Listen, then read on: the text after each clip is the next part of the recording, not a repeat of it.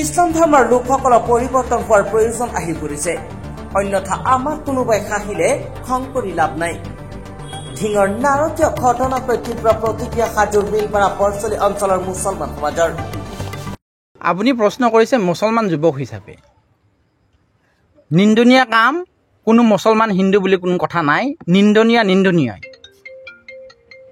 আজি কেইদিনমানৰ পৰা ফেচবুকত পাই আছোঁ ভিক্টৰ দাসে কি কৰিছে তেওঁ এজন উঠি অহা যুৱক ল'ৰা ঠিকে আছে তেওঁ ফেচবুক লাইভত অন কেমেৰাই যিবিলাক অশ্লীল আৰু ভাষাৰে প্ৰয়োগ আমি মুখেৰে প্ৰকাশ কৰিব নোৱাৰা কথাবিলাক আজি যিমান শ্বেয়াৰ হৈছে ফেচবুক খুলিব নোৱাৰি আৰু ফেমিলিৰ লগতো চাবই নোৱাৰি তেনেকুৱা এটা বেয়া কামক যিমান মানুহে ছাপৰ্ট দিলে আমি এটা ভাল কথা ক'লেতো আমাক ছাপৰ্ট নিদিব না সমাজত ভাল কথা স্থান নাই ভিক্টৰ দাসে যিবিলাক কথা কৈছে সেইবিলাক এটা সুস্থ মগজুৰ কথা নেকি সেইবিলাক কিন্তু শ্বেয়াৰ হৈছে বহুত ছাপৰ্ট দিছে বহুত ইউটিউবাৰে ভিউ বঢ়োৱাৰ কাৰণে সেইটো কাটি আনি পেলাই সেইটো বজাইছে কিন্তু আজি আমাৰ এজনী অসমীয়া ছোৱালীয়ে নাবালিকাক যেনেকৈ আজি ৰেপ কৰিছে তাৰ কাৰণে কোনে প্ৰতিক্ৰিয়া কৰিছে আজি ভিক্টৰ দাসৰ এই অশ্লীল শব্দটো ইমান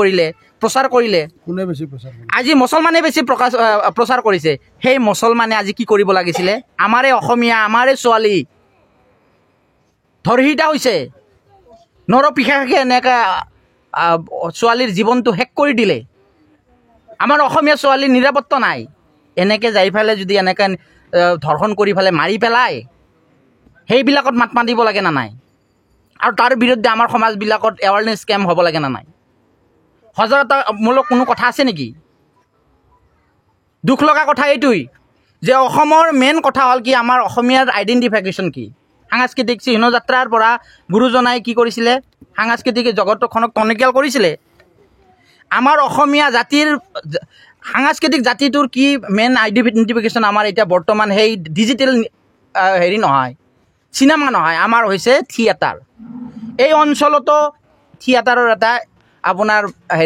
বেনাৰ লগাইছিলে বেনাৰ লগাওঁতে ক'ৰবাত 2 নম্বৰ ভেলকাৰ নেকি বেনাৰ লগা মই মানে পাইছোঁ গ্ৰুপত পাইছোঁ সেই বেনাৰ লগাৰটো ইমান জঘন্য বুলি ইমান মানে বেয়া কাম ইমান পাপ কাম বুলি মানে সিহঁতে প্ৰচাৰ কৰিলে কিন্তু নামাজ পঢ়ি পেলাই তোমালোকৰ ওচৰে পাজৰে তোমালোকৰ মানুহেই আমাৰ ল'ৰাবিলাকে আমাৰ মানুহে যেতিয়া এজন ছোৱালীক ধৰ্ষণ কৰে তেতিয়া সেই লোক সম্পৰ্কে আলোচনা হয়নে নাই মুছলমানৰতো ধৰ্ষণ কৰা এইবিলাক মানে পাপ কোৰাণতো আছে ৰেপটো বহুত পাপ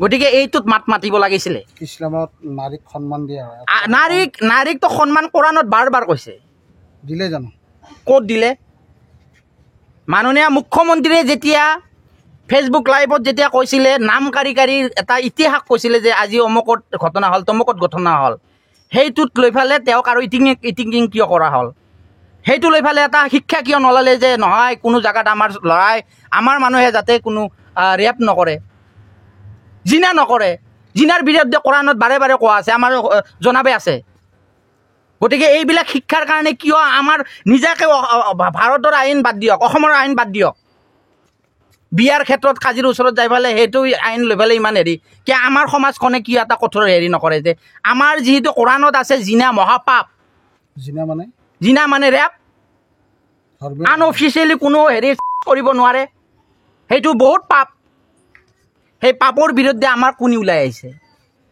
আজি নামবিলাক ক'লে নামবিলাক কৰোঁতে কাৰোবাৰ গাত লাগি গেল আপুনি মুছলমান যুৱক হিচাপে লাজ পাইছে আমি লাজ মানে কি মানে উপায় নাই আৰু বহুতে ইটিংকিং কৰি আছে আমি সেই মুছলমান নহয় আমাৰ হিন্দুৰ ছোৱালী আমাৰ ছোৱালী ভাৰতীয় ছোৱালী আমাৰ ভনী মুছলমানৰো আমাৰ বুদ্ধিৰো আমাৰ সকলো আই মাতৃ ভনী আমাৰ সন্মুখত কোনেও এনেকুৱা জঘন্য কাম কৰিব নোৱাৰে এইটো সাংঘাতিক অপৰাধ আৰু এটা দেখিছোঁ যে ইমান ডাঙৰ অপৰাধ কৰাৰ পিছত কিছুমানে আকৌ আইনৰ শাসনৰ কথা কয় এই ৰেপ কেছটো আইনৰ শাসনৰ জৰিয়তে আইন ব্যৱস্থাটো আমি মানি নলওঁ গতিকে এই আইনৰ জৰিয়তে 18 বছৰ 20 বছৰ লাগি যাব গতিকে তাৎক্ষণিক ব্যৱস্থা ল'ব লাগে মাননীয় মুখ্যমন্ত্ৰীক আমি অনুৰোধ জনাইছোঁ যে আইনৰ শাসনক লৈকে আপুনি বাট নাচাব গতিকে অন দ্য স্পট আপুনি একশ্যন লওক কঠোৰ হাতেৰে দমন কৰা কঠোৰ হাতেৰে ল'ব। আচলতে এটা কথা, কঠোৰ হাতেৰে আজি এনকাউণ্টাৰ কিবা কৰিলে, ফাঁচি চাচি দিলে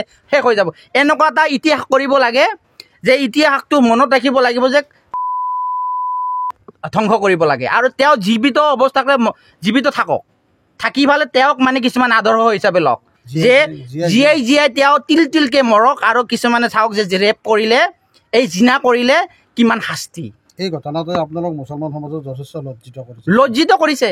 আৰু তেতিয়া আমি কিন্তু বেয়া পোৱা নাই। মাননীয় মুখ্যমন্ত্ৰী ইমান বাৰে বাৰে লিষ্টবিলাক দি আছে, অমুকত এই ঘটনা হ'ল, তমুকত ঘটনা হ'ল, সেইটো তেওঁক ইটিঙেট কৰাতকৈ আমি কিয় মডিফাই নহওঁ? আমি সচেতন কিয় নহওঁ? আত্মসচেতনাৰ প্ৰয়োজন আছে। আমাৰ আত্মসমালোচনা আমি নিজে উপলব্ধি কৰাৰ দৰকাৰ আছে। আৰু আমি আমাৰ সুযোগ হাতে আছে জনাব কৈছোঁ যে মানুহ আচলতে কি হ'ব লাগিব, আচলতে মনত আমাৰ পিতৃ মাতৃসকলে আমাৰ মনত সৰুৰ পৰা আধ্যাত্মিকতা আনিব লাগিব। অন্তৰখনত যেতিয়া আধ্যাত্মিকতা আহিব, তেতিয়া বেয়া কামৰ পৰা মেইন শক্তিটো হৈছে আধ্যাত্মিকতা। অপৰাধীক আচলতে কোনো ৰক্ষণাবেক্ষণ দিব নালাগে। মই অনুৰোধ কৰিছোঁ, মোৰ হিন্দু ভাইসকলকো অনুৰোধ কৰিছোঁ, সকলো জাতি জনগোষ্ঠী সকলো মানুহক অনুৰোধ কৰিছোঁ যে ৰেপ কেছ বা বেয়া কাম কোনোদিন ধৰ্ম চাই কৰিব নালাগে।